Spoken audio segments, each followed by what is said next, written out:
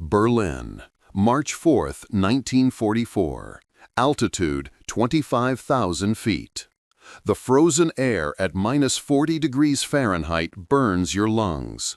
Through the frosted cockpit glass, a Luftwaffe pilot sees something impossible, something that shouldn't exist. American fighters, single engine, over Berlin, 475 miles from England. Hermann Göring, Reichsmarschall of the Luftwaffe, stares at the sky through his fortified office window. The roar of Merlin engines tears through the silence he had promised to protect. He had sworn to the German people, "No enemy aircraft will ever bomb Berlin," or "My name is Meyer." But there they are, P-51 Mustangs, dancing between clouds like metal predators, escorting B-17 flying fortresses that rain death upon the capital of the Third Reich. In that moment, Göring understands a terrible truth. These aren't just airplanes, they're the end of an era, the collapse of a promise, the death sentence of German air superiority. "When I saw Mustangs over Berlin," he would later confess to Allied interrogators, "I knew the jig was up." This is the P-51 Mustang, the fighter that flew 1,375 miles with external fuel tanks, that destroyed 4,950 verified enemy aircraft, that transformed vulnerable bombers into protected flying fortresses, that changed the course of World War II not through one dramatic blow, but through something far more deadly: relentless persistence. A machine designed and built in 102 days. A British engine married to an American airframe. A partnership born from desperation that became the most lethal weapon in European skies. This is the story of how engineering brilliance, desperate necessity, and perfect timing created the fighter that made Göring acknowledge defeat. How an aircraft initially rejected as inadequate became absolutely indispensable. How 1,695 horsepower and 6.50 caliber machine guns broke the back of the Luftwaffe. If you want to discover how this single fighter changed aerial warfare forever, subscribe to the channel and leave your comment below. Because this story goes far beyond statistics. It's about the precise moment when the impossible became inevitable. April 1940. Europe is burning. France is collapsing. Belgium was crushed in just 18 days. The Nazi war machine rolls across the continent like an unstoppable steel storm. And Britain, isolated on its island fortress, looks across the English Channel and sees its future being decided in the skies. The Royal Air Force is desperate. Every Spitfire counts. Every Hurricane matters. But there simply aren't enough. There are never enough. British production can't keep pace with combat losses. The Battle of Britain hasn't even begun, and the RAF already knows it needs help. They turn to America, specifically to North American Aviation, a company based in Inglewood, California. The British Purchasing Commission arrives with a straightforward proposal: build Curtiss P-40 Warhawks under license, fast, as many as you can possibly produce. But James Dutch Kindleberger, president of North American Aviation, has a different idea. A bold idea, almost arrogantly bold. "No," he tells the astonished British delegation, "we can build you something better." The British are deeply skeptical. North American had never designed a fighter aircraft before, only trainers and bombers. And now they want to compete with Curtiss, one of the most established names in military aviation? Kindleberger doesn't back down. He has a brilliant engineer named Edgar Schmude, born in Germany, raised in Brazil, educated in the United States. Schmude is already sketching preliminary designs: a streamlined fuselage, laminar flow wings, radiator positioned behind the pilot for perfect weight balance. The British decide to gamble. They give North American aviation a contract in May 1940, but they impose one brutal condition. The prototype must fly in 120 days. It's impossible. In the aircraft industry of that era, designing a completely new fighter takes years. Every single line in the technical drawings needs to be verified, recalculated, wind tunnel tested. One mistake can mean pilot deaths. But this is 1940. War doesn't wait for perfection. It demands solutions, now. Edgar Schmude and his engineering team work 16-hour days, 7 days a week. No weekends, no holidays, just coffee, cigarettes, slide rules, and the crushing pressure of the ticking clock. September 9th, 1940, exactly 102 days after contract signing. The NA-73X is rolled out of the North American Aviation Hangar in Inglewood, California. An elegant monoplane, almost sensual in its aerodynamic lines. The nose is long and sharp as a blade. The wings, with their revolutionary laminar flow profile, look like they were sculpted by the wind itself. But there's a critical problem, a potentially catastrophic problem. No engine. The ordered Allison V1710 engine is delayed, weeks behind schedule, and every passing day is another day the RAF waits for aircraft that could save British lives. Edgar Schmude walks slowly around the engineless prototype. He knows every inch of this machine, every structural reinforcement, every single rivet. He knows the design is fundamentally sound, but an airplane without an engine is nothing but an expensive aluminum sculpture. The engine finally arrives in October. Installation is rushed but precise. Ground tests, last-minute adjustments, and then, on October 26, 1940, test pilot Vance Breese climbs into the cockpit. No fanfare, no ceremony, just work. The Allison V1710 roars to life, 1,150 horsepower. The prototype accelerates down the runway. The wheels leave California soil. The NA-73X is flying. Breese flies for 30 minutes. Basic control tests, stability checks, rudder response. When he lands and shuts down, there's a subtle smile on his face. The airplane is good, very good. The British receive the initial test reports. The NA-73X reaches 376 miles per hour at sea level, significantly better than the P-40, better than they had dared hope. The RAF immediately places an order for 320 units. The aircraft receives its name, not from the Americans, but from the British. They call it Mustang, honoring the wild horse of the American West. Free, untamed, fast. But there's a fatal flaw that no one has yet fully recognized, a flaw that will nearly kill the Mustang program before it can prove its true worth. The Allison V1710 engine, though powerful at low and medium altitudes, suffocates above 15,000 feet, and the air war over Europe is being fought at 25,000 feet or higher. January 1942. RAF Gatwick, England. The first Mustang Mk1 aircraft arrive at British squadrons. Pilots love them immediately, but only for low-altitude missions. Tactical reconnaissance, lightning strikes against ground targets, rhubarb raids, sudden incursions over occupied France, flying at just 50 feet above the wavetops to avoid German radar detection. In these missions, the Mustang is absolutely magnificent, fast, agile, remarkably fuel efficient. During 18 months of rhubarb operations, RAF Mustangs destroy 200 locomotives, over 200 canal barges, and dozens of aircraft caught on the ground. They lose only 8 Mustangs.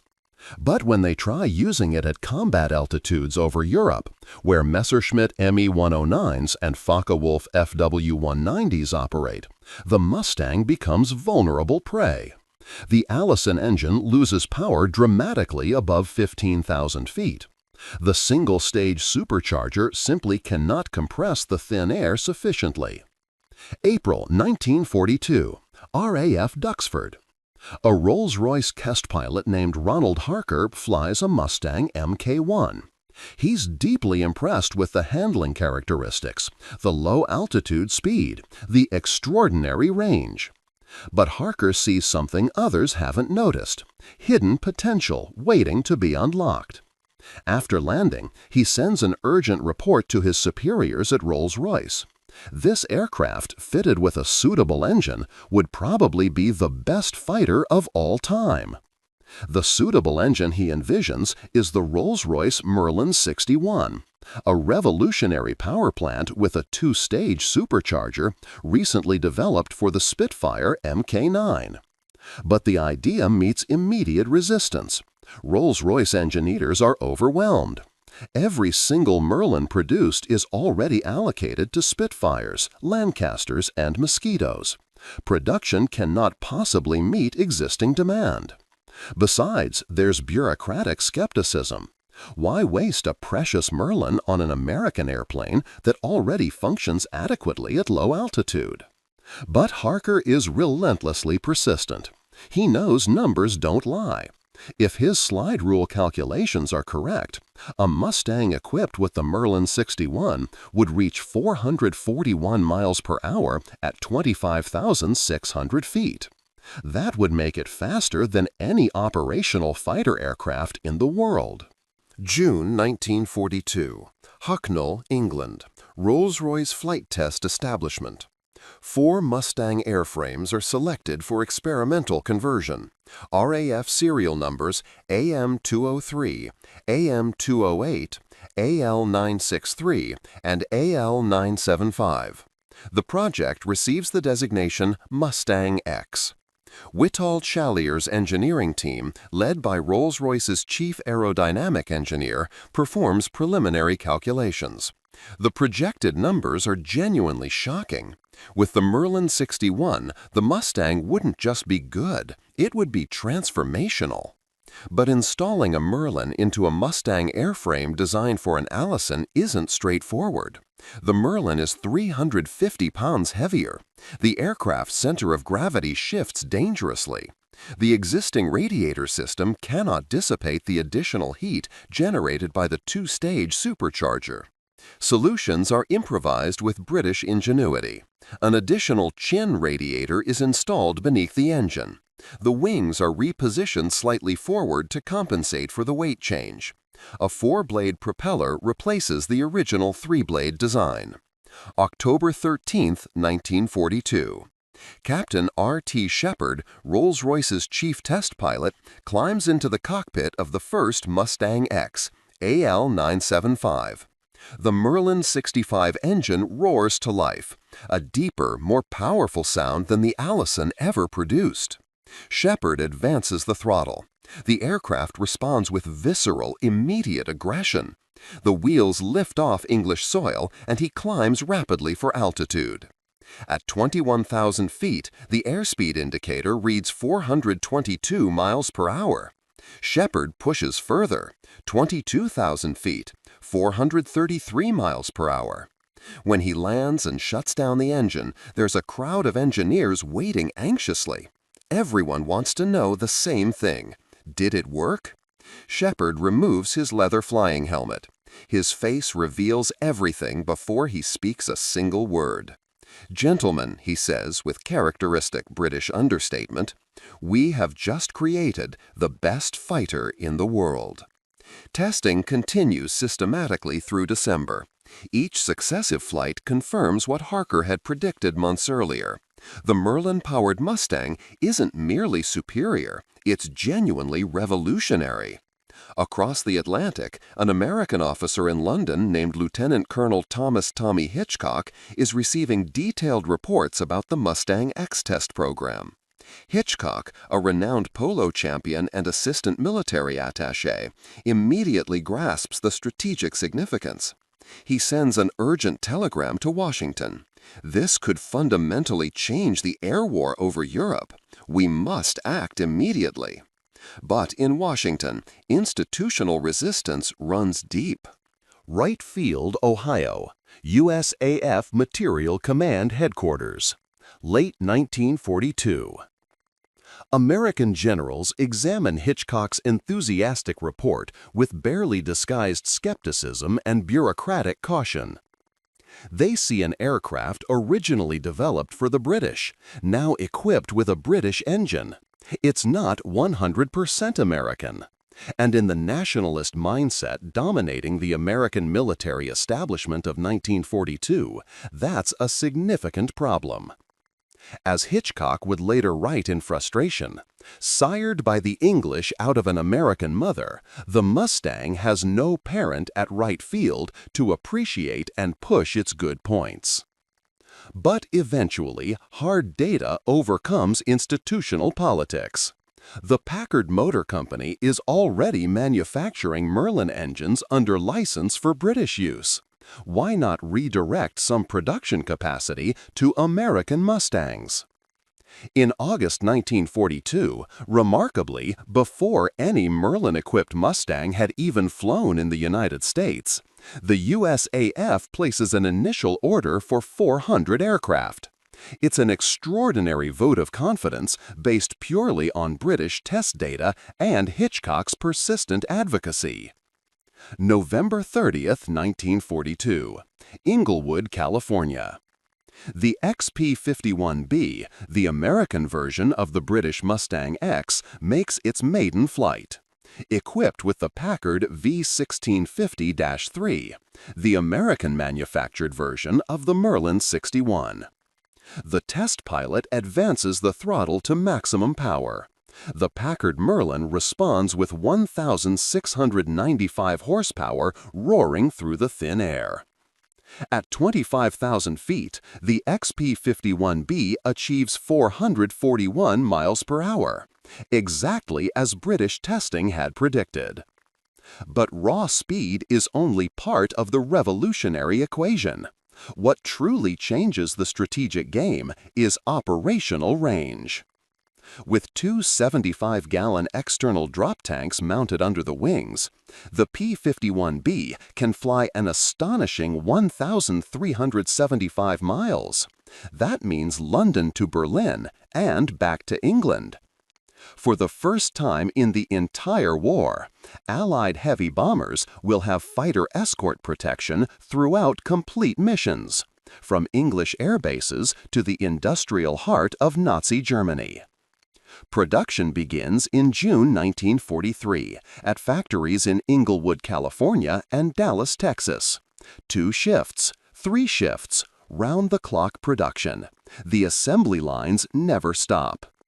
Each P-51B rolls off the production line equipped with 6 Browning M2.50 machine guns, 1,880 rounds total ammunition capacity, 32 seconds of sustained continuous fire, sufficient firepower to destroy half a dozen enemy fighters in a single engagement. But advanced weapons and impressive speed mean absolutely nothing without properly trained pilots to employ them effectively.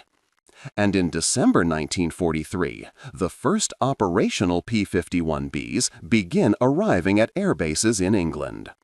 Debden Airfield, England, December 1, 1943. The 357th Fighter Group becomes the first American unit to receive the new P-51 Mustangs. Pilots emerge from their morning briefing and see something unexpected on the flight line. Not the robust, thick-bodied P-47 Thunderbolts they anticipated. Instead, these are sleek, elegant machines, almost sculptural in their aerodynamic beauty. Long nose, thin, efficient wings.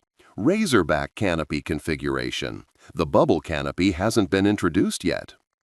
Captain Charles Chuck Yeager, yes, that Yeager, who would later break the sound barrier in 1947, walks deliberately around his assigned P-51B. He runs his hand appreciatively over the polished bare metal. "Looks fast just sitting on the ground," he comments to his wingman. The group commander assembles all pilots for a critical briefing. The new tactical doctrine is revolutionary. Gentlemen, we have a fundamentally new mission. We're no longer simply chasing German fighters away from our bombers. We're going with them all the way to target and back. The concept represents a complete paradigm shift. Until this moment, escort fighters like the P-47 Thunderbolt had severely limited operational range. They could accompany B-17 formations to some point over Germany, then were forced to turn back due to fuel limitations. The final 200–250 miles to target and the return journey, the bombers flew completely alone and vulnerable. That's precisely when the Luftwaffe attacks with devastating effectiveness. Messerschmitt Me-109s and Focke-Wulf FW-190s dive through bomber formations like sharks tearing through schools of fish. In October 1943, before Mustangs arrived in force, the USAAF lost 60 heavy bombers in a single catastrophic mission over Schweinfurt. 600 airmen killed or captured in one bloody day. Bomber crews completing their mandatory 25-mission tours faced survival rates of barely 30%. But now, with the long-range Mustangs, everything fundamentally changes. March 4, 1944. The first P-51 fighter escort mission to Berlin. 668 heavy bombers lift off from bases across England. Alongside them, 801 escort fighters. 174 of them are P-51 Mustangs. The massive formation crosses the English Channel, flies over occupied Holland, penetrates deep into German airspace. And for the first time in the entire war, the escort fighters don't turn back. They continue, mile after mile, far beyond any point Allied fighters had ever previously reached. Luftwaffe pilots cannot believe what they're witnessing when American single-engine fighters suddenly appear over Berlin. Berlin, March 4, 1944, 11:47 a.m. local time. Major General Adolf Galland, General of Fighters for the Luftwaffe, is in his underground command bunker when the radio report crackles through. Enemy single-engine aircraft over the capital. Type identification confirmed as American Mustangs? Galland freezes completely. He knows the detailed specifications of every Allied fighter type. Maximum range, operational ceiling, combat capabilities. No single-engine fighter should be physically capable of reaching Berlin from England. It's aerodynamically impossible. But radar returns don't lie, and multiple visual reports confirm the impossible. P-51 Mustangs are circling over the German capital, actively engaging Messerschmitt Me-109s at 25,000 feet. Galland picks up the secure telephone line, calls Göring directly at his headquarters. The conversation is extremely brief, intensely tense. When Galland hangs up, he knows with absolute certainty that Germany's entire air defense strategy just became completely obsolete. In the freezing air above Berlin, Lieutenant William R. Beyer of the 354th Fighter Group is experiencing his first combat over the German capital. Through his gun sight, he spots a Messerschmitt Me-109 diving aggressively through a B-17 formation. Beyer pushes his control stick forward decisively. The P-51 responds with instant, aggressive authority. The Mustang's superior aerodynamics mean it can dive faster than any German fighter without losing controllability or structural integrity.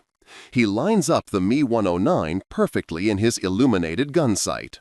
All 6.50 caliber Browning machine guns erupt simultaneously. Bright tracer rounds slice through the frozen air. The 109 explodes into flames and tumbling wreckage. Beyer's first confirmed kill, the first of many he'll achieve. But the combat over Berlin on this historic day isn't merely about individual kill statistics. It's about delivering a devastating psychological message to Germany. For German civilians looking upward and seeing American fighters prowling freely over their supposedly invulnerable capital, Göring's absolute promise is shattered. Germany's invincibility is revealed as pure propaganda. For Luftwaffe pilots, the implications are even worse. They now must fight throughout their entire fuel capacity. They can no longer choose optimal moments to engage. The relentless Mustangs force them into combat, systematically wear down their formations, exhaust their collective will to resist. And for Hermann Göring, watching helplessly from the ground as American contrails crisscross the sky directly above the Reichschancellery, it's the moment of terrible, undeniable clarity he would later describe to Allied interrogators at Nuremberg. When I saw Mustangs over Berlin, I knew the jig was up. March 1944 marks the irreversible turning point. From this moment forward, the Luftwaffe enters permanent, irreversible retreat. Spring 1944. The skies over Germany become an industrial-scale slaughterhouse for the Luftwaffe. The cold statistics tell a brutal, undeniable story. April 1944, Luftwaffe loses 489 fighter aircraft. Experienced pilots killed, 223. Seriously wounded, 124. May 1944, 609 fighters destroyed in combat, 325 pilots killed. June 1944, 592 fighters lost, 297 pilots killed. These aren't merely abstract numbers on casualty reports. They represent irreplaceable combat aces, veterans with hundreds of precious combat hours, flight instructors who should be training the next generation of German pilots. Major Erich Hartmann, history's highest-scoring fighter ace with 352 confirmed victories, would later write in his memoirs, "At the end of 1943, we still had some fighting chance.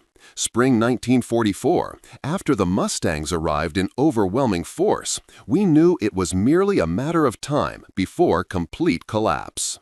The P-51s don't simply escort bombers defensively anymore. They actively hunt.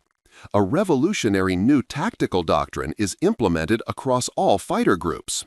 When bomber formations come under attack, Mustang pilots receive explicit permission to break formation and aggressively pursue attackers wherever they flee. This creates an impossible dilemma for the Luftwaffe.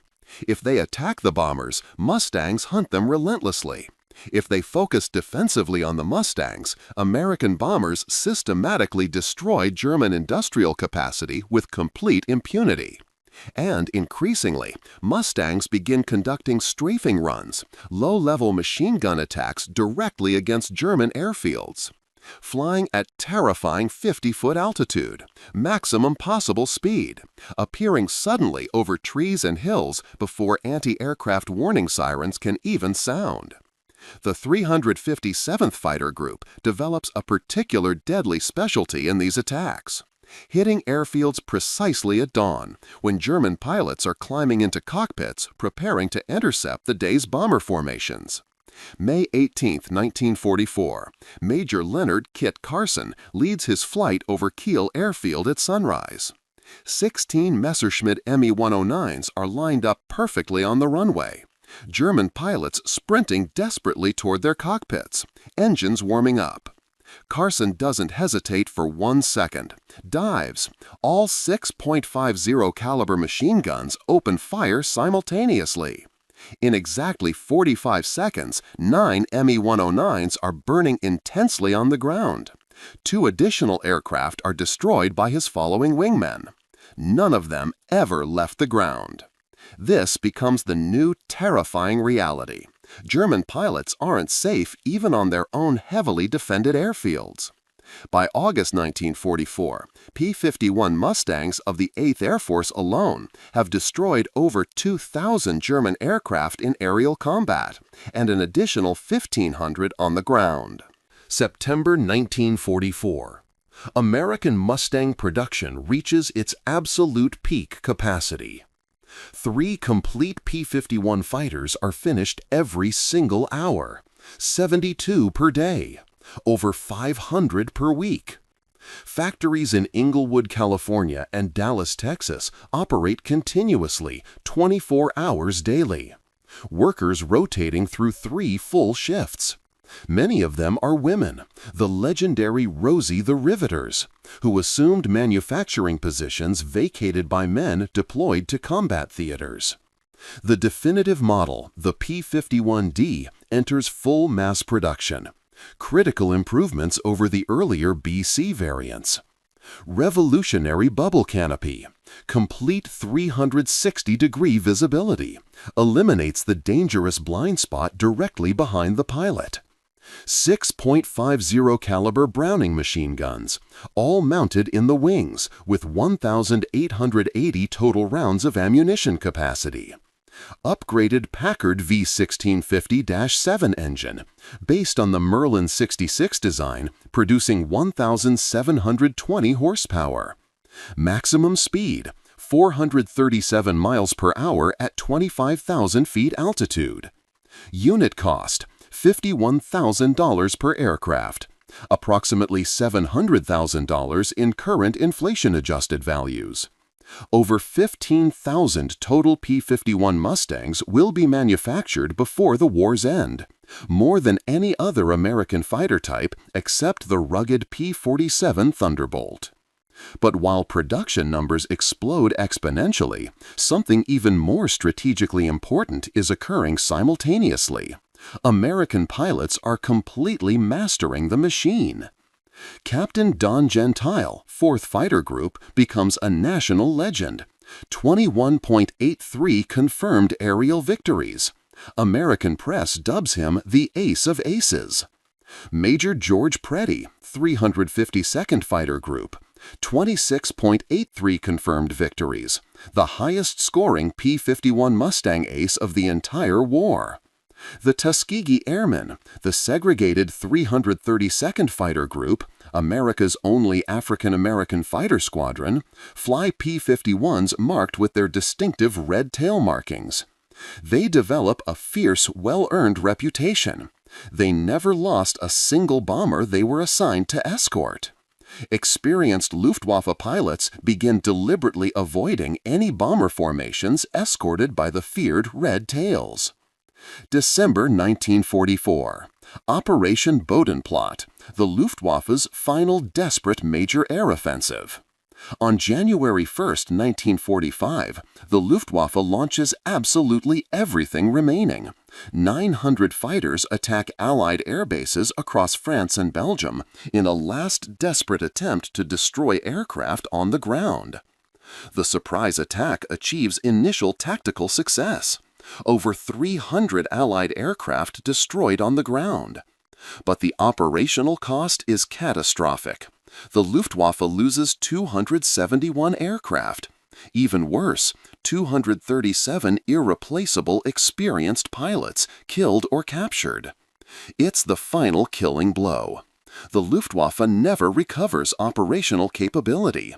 After January 1945, it effectively ceases to exist as a coherent combat force.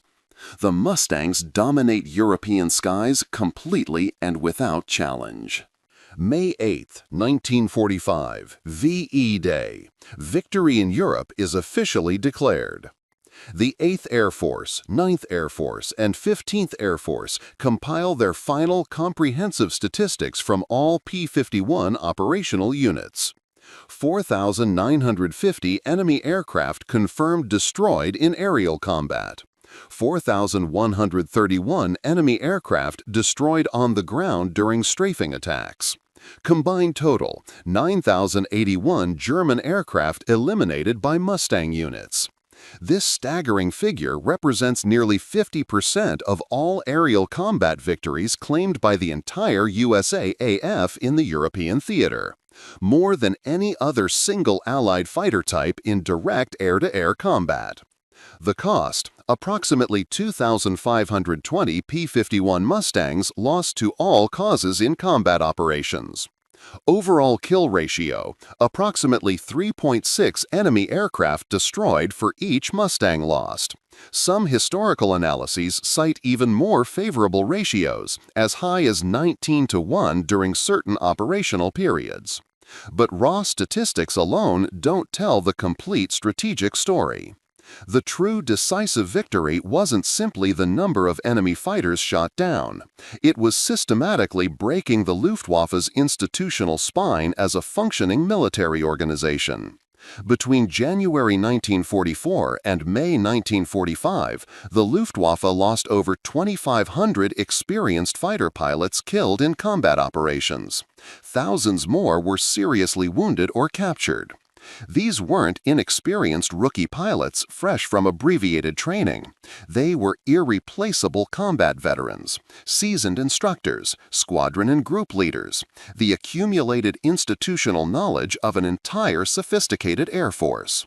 Without experienced pilots to fly them, Germany produced increasingly advanced fighters, revolutionary Me-262 jet fighters, radical Me-163 rocket-powered interceptors, but lacked qualified pilots to employ them with any real effectiveness. General Carl Toohey Spaatz, commanding general of U.S. strategic air forces in Europe, would later write in his official report, "Strategic bombing didn't win the air war by destroying German factories and production capacity. It won because it inexorably forced the Luftwaffe into sustained combat, where our superior fighters, especially the Mustang, systematically destroyed it as a viable fighting force." This is the hidden fundamental truth. The P-51 didn't win the war through bombing campaigns or ground strafing attacks. It won through methodical, relentless attrition warfare, systematic destruction of enemy pilots faster than they could possibly be replaced. Bombed factories could be rebuilt with slave labor. Production facilities could be relocated underground.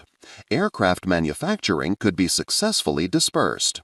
But veteran combat pilots with thousands of hours' experience, those simply cannot be replaced on any realistic timeline. And American Mustangs killed experienced German pilots far faster than Germany's collapsing training infrastructure could replace them.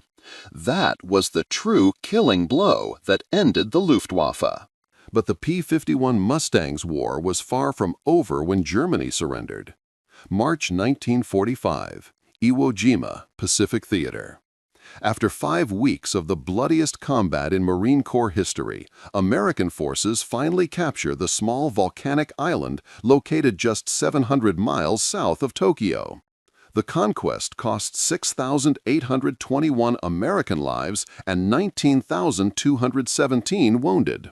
But it provides something of incalculable strategic value: an airbase within fighter range of the Japanese home islands. The 7th Fighter Command immediately begins deploying P-51 Mustang squadrons to Iwo Jima. Their critical mission: provide long-range fighter escort for B-29 Superfortress bombers conducting strategic attacks against Japanese industrial targets. The B-29 Superfortress is a technological marvel. A pressurized strategic bomber with 4 massive Wright R-3350 radial engines, each producing 2,200 horsepower. They can operate at 32,000 feet, carrying up to 20,000 pounds of incendiary bombs. But despite their advanced design, they remain vulnerable to determined Japanese interceptors. Nakajima Ki-84 Hayate fighters, Kawasaki Ki-61 Hien, even obsolete Mitsubishi A6M Zero fighters modified for high-altitude interception. Mustang escorts fundamentally change the strategic equation. April 7, 1945. The first long-range fighter escort to Tokyo. 108 P-51 Mustangs launch from Iwo Jima's newly constructed runways. External fuel tanks completely full. 6 .50 caliber machine guns fully loaded. Destination: the capital city of the Japanese Empire. The overwater flight requires 3.5 hours of intense concentration. Flying over featureless, open Pacific Ocean. No visual landmarks whatsoever, except compass headings and dead reckoning navigation calculations. A single navigational error means death by drowning in the endless Pacific. But the disciplined Mustang formations arrive precisely on schedule. They locate the B-29 formations exactly at the designated rendezvous coordinates, form protective escort pattern. Japanese fighters attempt desperate interceptions. They're completely outmatched. The Mustangs possess decisive advantages in speed, dive performance, and altitude capability. Japanese pilots, many of them hastily trained teenagers by war's end, stand virtually no chance against experienced American veterans flying superior P-51s. Between April and June 1945, P-51 Mustangs operating from Iwo Jima claimed destruction of 64 Japanese aircraft in aerial combat and 180 additional aircraft destroyed on the ground. American losses? Only 11 Mustangs to enemy action. But their real strategic impact isn't measured in kill statistics. It's measured in bomber crews who return home alive. Before Mustang escorts arrived, B-29 formations faced loss rates of 5 to 7% per mission over Japan. After P-51s began escorting, losses dropped below 2%. That represents hundreds of bomber crews, 11 men per B-29, who lived instead of died. August 9, 1945, the P-51 Mustang's final combat mission in World War II. While a B-29 superfortress named Boxcar releases the second atomic bomb over Nagasaki, P-51 Mustangs from Iwo Jima fly their last escort mission over Tokyo. The Mustang pilots don't yet know the war will end in just 6 days. When Emperor Hirohito broadcasts Japan's surrender announcement on August 15th, over 5,500 P-51 Mustangs remain in active military service worldwide. Roughly half deployed in Europe, half in the Pacific Theater, all maintained, fueled, and ready to continue fighting indefinitely. But there's nothing left to fight. The war is over. The transformation is absolutely complete. An aircraft that began its service life rejected as inadequate for high-altitude combat operations, finished as the most feared and respected fighter in global skies. The final compiled statistics are genuinely overwhelming. Total enemy aircraft destroyed across all theaters, approximately 5,900 confirmed kills. P-51 Mustangs lost to all combat causes, 2,520. American pilots who achieved ace status flying Mustangs, 5+ victories, over 250. Average kill ratio per Mustang ace, 7.69 enemy aircraft destroyed per pilot. Total escort missions flown, tens of thousands. Allied bomber crews saved from certain destruction, countless thousands. Highest scoring Mustang ace, Major George Preddy, 26.83 confirmed victories. Top scoring fighter group, 4th Fighter Group, 1,016 enemy aircraft destroyed. But there exists another number far more significant than any combat statistic, more difficult to quantify with precision. How many thousands of lives were saved because heavily loaded bombers successfully reached their targets and returned safely to base? How many B-17 and B-24 Flying Fortress crews owe their survival directly to Mustang pilots who drove attacking Me-109s away from their vulnerable formations? How many American families received joyful letters from returning servicemen instead of dreaded War Department telegrams formally announcing deaths? That's the true measure of the P-51 Mustang's profound historical impact. It's not merely a fighter aircraft that won individual aerial battles through superior performance. It's the transformational weapon system that made large-scale strategic bombing operationally viable, that systematically broke Nazi Germany's capability to defend its own airspace, that transformed the once mighty Luftwaffe from a lethal offensive force into a fading defensive memory. It's the aircraft that forced Hermann Göring to acknowledge inevitable defeat before Adolf Hitler would admit reality. It's the machine that fundamentally changed modern aerial warfare forever. 1945–1950. In the immediate aftermath of World War II, thousands of surplus P-51 Mustangs are officially declared excess military property. Some are unceremoniously scrapped, melted down to reclaim valuable aluminum for peacetime manufacturing. But many are sold to buyers worldwide, foreign governments rebuilding air forces, wealthy civilian collectors, veteran pilots wanting to own the very machine type they flew during combat. A completely flyable P-51D in good mechanical condition can be purchased for just $1,500 to $3,500, less than a new automobile costs. Air racing enthusiasts quickly discover that extensively modified Mustangs can achieve extraordinary speeds. At famous Cleveland air races and the prestigious Bendix Trophy competitions, supercharged and radically modified P-51s compete at speeds exceeding 450 miles per hour. But the P-51 Mustang's military career isn't quite finished. June 25, 1950, the Korean War erupts. Communist North Korea launches a massive surprise invasion southward. The United Nations responds with military intervention. American ground troops are urgently deployed. And initially, the United States Air Force's primary fighter aircraft isn't a modern jet. It's the propeller-driven P-51 Mustang, now redesignated F-51 under the new 1948 nomenclature system. Advanced jet fighters like the F-86 Sabre are still being deployed to theater in limited numbers. The reliable F-51 fills the critical operational gap. Close air support missions for ground troops, interdiction strikes, tactical reconnaissance. But jet-powered fighters clearly represent the inevitable future of air combat. Soviet-supplied North Korean MiG-15 jets dramatically outperform piston-engine F-51s at high altitudes. Gradually, remaining F-51 Mustangs are systematically transferred to specialized ground attack roles, precision bombing, direct infantry support, close air support missions where maximum speed matters less than weapons payload capacity and battlefield loiter endurance. May 1953, the final American F-51 Mustang is officially retired from active frontline combat service. But in numerous other nations worldwide, the legendary Mustang continues flying operationally. Israel employs P-51s effectively during the 1948 War of Independence. The Dominican Republic Air Force operates Mustangs until 1984, a remarkable 44 years after the original prototype's first flight.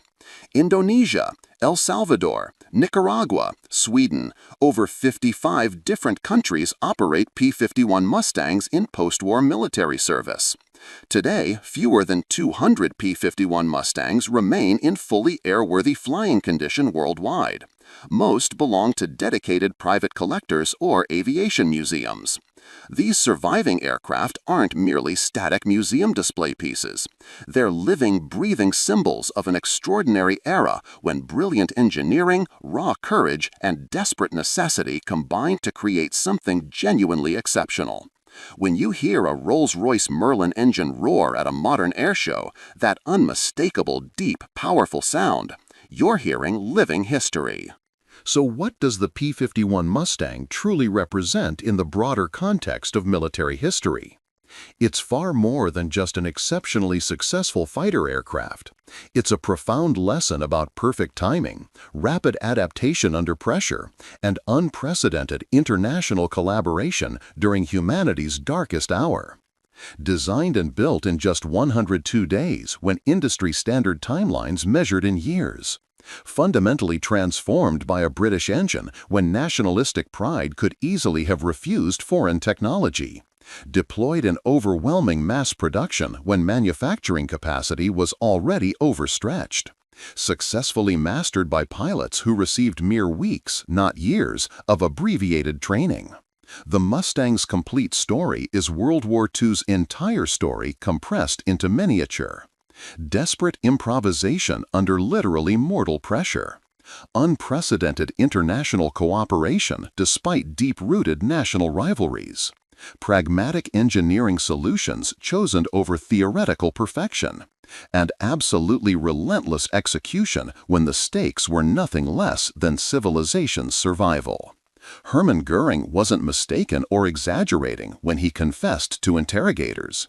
"When I saw Mustangs over Berlin, I knew the war was lost." Because the P-51 Mustang wasn't simply another fighter aircraft among many. It was the physical materialization of complete Allied industrial, logistical, and organizational superiority made manifest in aluminum and steel.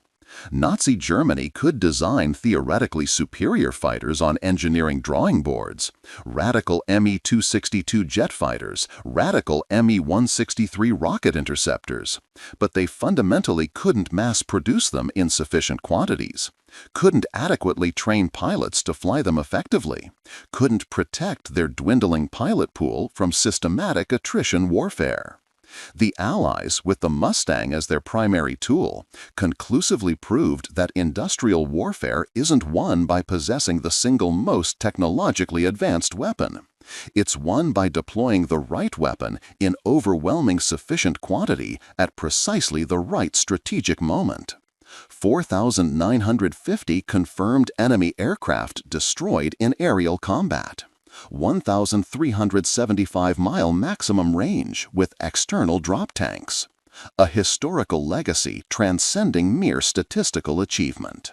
The P-51 Mustang didn't just win individual tactical battles. It fundamentally redefined what long-range escort fighters could accomplish operationally, shattered existing paradigms about the supposed trade-off between range and combat performance, proved definitively that international collaboration could create something far greater than individual nations could achieve alone. Today, when a meticulously restored P-51 climbs into blue skies at an airshow, it's not mere nostalgic sentimentality.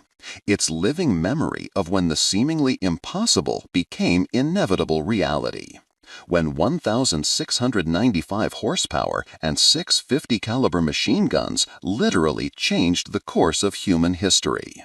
If you enjoyed this deep historical analysis, leave your comment suggesting which historic aircraft we should examine next. Subscribe to the channel for more content. And always remember, every event, number, and name in this documentary has been verified through historical or documented sources. This is the true story of the fighter that made Göring admit defeat.